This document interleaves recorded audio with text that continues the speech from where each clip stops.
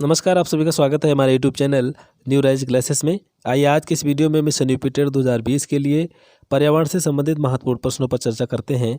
यह प्रश्न परीक्षा की दृष्टि से बहुत ही महत्वपूर्ण है। शुरू करते हैं। 18वां प्रश्न है, देश के कुल भूभाग पर वन का प्रतिशत होना चाहिए।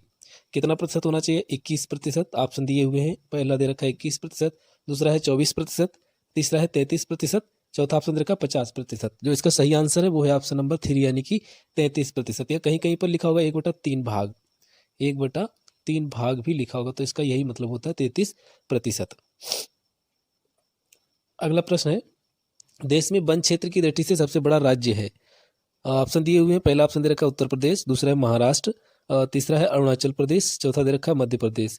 तो इसका जो सही आंसर है वो है ऑप्शन नंबर 4 यानी कि मध्य प्रदेश। मध्य प्रदेश में वन क्षेत्र की जो प्रतिशतता है ज़्यादा है, क्षेत्रफल ज़्यादा है वहाँ पर, और सबसे कम जो है वो अरुणाचल प्रदेश में, ये सबसे कम है। अगला प्रश्न है, वनों के कटान से होने वाली हानियां हैं। पहला ऑप्शन दे रखा है जलवायु परिवर्तन, दूसरा है भूतापन, तीसरा है मरुस्थलीकरण, और चौथा ऑप्शन दे रखा है सभी। तो इससे जो सही आंसर है वो है ऑप्शन नंबर 4 यानी कि ये सभी हैं। जलवायु परिवर्तन भी होता है, भूतापन भी होता है, मरुस्थलीकरण भी होता है, या इसको जैसे वैश्विक तापन, भूतापन, वैश्विक तापन, ये सभी बढ़ते हैं। वर्षा का कम होना, ये भी उसका ऑप्शन आ जाएगा। अगला प्रश्न है, भारत में अधिक होने वाली प्राकृतिक आपदा है। भारत में अधिक होने वाली प्राकृतिक आपदा है। ऑप्शन दिए हुए, पहला ऑप्शन का भूकंप, दूसरा है बाढ़, तीसरा है भूस्खलन, चौथा है ज्वालामुखी। इसका जो सही आंसर है वो है ऑप्शन नंबर 2 यानी कि बाढ़। ये भारत में घटित होने वाली सबसे ज़्यादा प्राकृतिक आपदा है।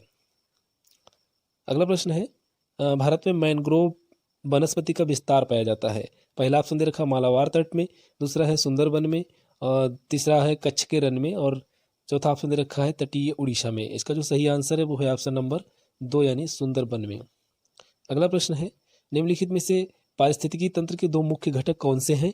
पहला ऑप्शन दे रखा है पौधे और जानवर, दूसरा है जैविक और अजैविक, तीसरा है पृथ्वी और उसका परिवेश, चौथा ऑप्शन दे रखा है इनमें से कोई नहीं। तो इसका जो सही आंसर है वो है ऑप्शन नंबर 3 यानी कि पृथ्वी और उसका परिवेश। अगला प्रश्न है, ओजोन परत किस मंडल में स्थित होती है? ऑप्शन दिए हुए हैं। पहला ऑप्शन दे रखा है क्षोभ मंडल, दूसरा है समताप मंडल, तीसरा है आयन मंडल, चौथा है मध्य मंडल। इसका जो सही आंसर है वो है ऑप्शन नंबर 2 यानी कि समताप मंडल, समताप मंडल। अगला प्रश्न है, कौन सी एक ग्रीन हाउस गैस नहीं है?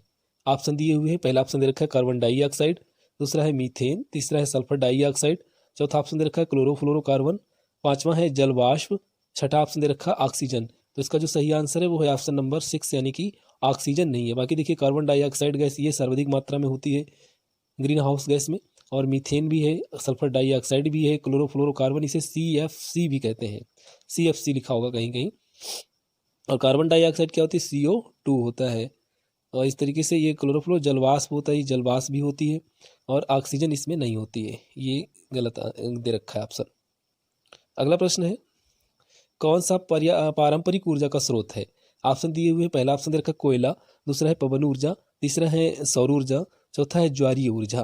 तो इसका जो सही आंसर है वो है ऑप्शन नंबर 1 यानी कोयला। ये कोयला जो है पारंपरिक ऊर्जा स्रोत है। बाकी ये जो पवन ऊर्जा है, सौर ऊर्जा है, ज्वारीय ऊर्जा है, या बायोगैस होता है यहाँ पर, तो ये सब क्या होते हैं? गैर पारंपरिक बोले जाते हैं। इनको क्या बोला जाता है? गैर पारंपरिक है। ये क्या है? गैर पारंपरिक है। ये जो नवीकरणीय में भी, इनको नवीकरणीय भी कहा जाता है, और ये गैर पारंपरिक होते हैं। पारंपरिक में कौन आएगा? कोयला आएगा आपका, और प्राकृतिक प्राकृतिक गैसें आएंगी। प्राकृतिक गैस आएगी, कोयला आएगा, पेट्रोलियम आएगा, पेट्रोलियम, पेट्रोलियम भी आएगा। तो इसमें जो पारंपरिक ऊर्जा स्रोत कौन से हो जाए? एक तो कोयला हो जाएगा, फिर प्राकृतिक गैस हो जाएगा, पेट्रोलियम हो जाएगा। ये क्या होंगे? हमारे पारंपरिक स्रोत होंगे। और इनसे जो अलग हैं, पवन ऊर्जा, सौर ऊर्जा, ज्वारीय ऊर्जा और बायोगैस वगैरह, ये सब क्या होंगे? ये भूतापीय ऊर्जा, ये क्या होंगे? ये हमारे गैर पारंपरिक स्रोत कहलाएंगे। अगला प्रश्न है, कौन सा अक्षय ऊर्जा स्रोत है? देखिए, इसमें वही बात हो गई, जो अक्षय माने जो खत्म ना हो, जिनका क्षय ना हो। तो कौन सा ऑप्शन दे रखे हैं? पहला है प्राकृतिक गैस, दूसरा है पेट्रोलियम, तीसरा है भूजल, और चौथा दे रखा है कोयला। तो इसमें जो सही आंसर है वो है ऑप्शन नंबर 3 यानी भूजल है। देखिए, प्राकृतिक गैस ये भी क्या है?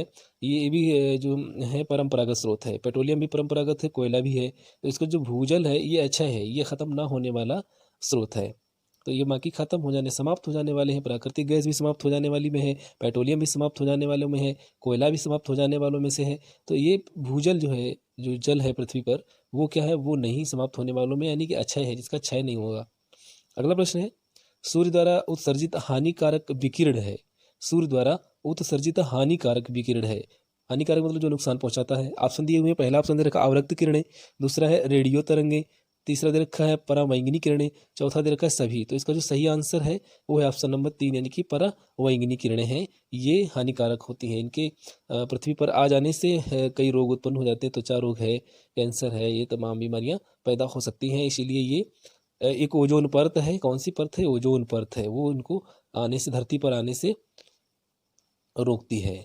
ओजोन परत है, वो धरती पर इन पराबैंगनी किरणों को रोकती है। अगला प्रश्न है, कौन जीवाश्म ईंधन नहीं है? पहला ऑप्शन दे रखा है लकड़ी, दूसरा है कोयला, तीसरा है पेट्रोलियम, चौथा ऑप्शन दे रखा है प्राकृतिक गैस। इसका जो सही आंसर है वो है ऑप्शन नंबर 1, यानी लकड़ी जो है वो जीवाश्म ईंधन नहीं है। बाकी ये तीनों ही जीवाश्म ईंधन है। अगला प्रश्न है, भारत में सबसे अधिक पाई जाने वाली मृदा है। तो पहला ऑप्शन दे रखा है लाल मिट्टी, दूसरा है काली मिट्टी, तीसरा ऑप्शन दे रखा है रेतीली मिट्टी, और चौथा ऑप्शन दे रखा है पहाड़ी मिट्टी। तो इसका जो सही आंसर है वो है ऑप्शन नंबर 1, यानी कि लाल मिट्टी सबसे अधिक पाई जाती है। अंतिम प्रश्न है, भारत में वन भूमि की अधिक हानि किस कारण होती है? माने जो वन योग्य भूमि है या जो वन क्षेत्रफल है, उसका सबसे ज़्यादा नुकसान कैसे होता है, किससे होता है? पहला ऑप्शन दे रखा है नदी घाटी परियोजना, दूसरा है उद्योग, तीसरा ऑप्शन दे रखा है परिवहन के साधन, और चौथा ऑप्शन दे रखा है कृषि। इसमें देखिए सब अधिक हानि पूछा है।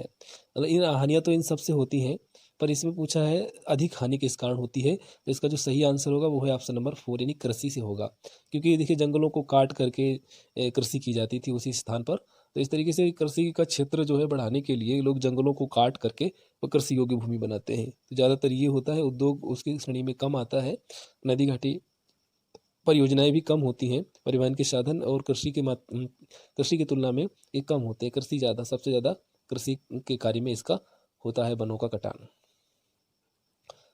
धन्यवाद। अगर आपको मेरा वीडियो पसंद आया हो तो लाइक ज़रूर करें, और अगले वीडियो प्राप्त करने के लिए हमारे चैनल को सब्सक्राइब जरूर कर लें। धन्यवाद।